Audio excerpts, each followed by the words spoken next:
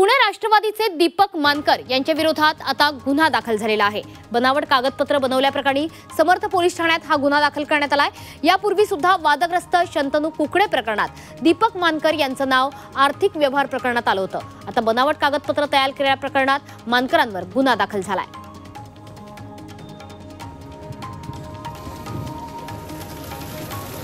पुणे जिल्ह्यातील ग्रामीण भागाला पाणी टंचाईची झळ बसू लागली आहे। 1.5 लाख नागरिकांना टँकरनं पाणी पुरवठा सुरू करण्यात आलाय।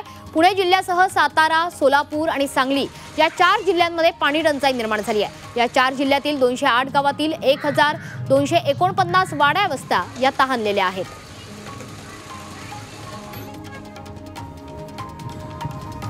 पुण्यातील शिरूरमध्ये जोरदार पावसाने हजेरी लावली आहे। पावसामुळे वातावरणात गारवा निर्माण झाल्याने उकाड्यापासून हैराण झालेल्या नागरिकांना काहीसा दिलासा मिळाला। मात्र पिकांचं नुकसान होण्याची शक्यता असल्याने शेतकरी राजा चिंतेत आहे।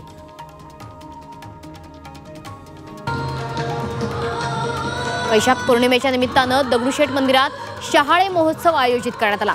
गणपती बाप्पाला तब्बल 5000 शहाळ्यांचा महानैवेद्य दाखवण्यात आला।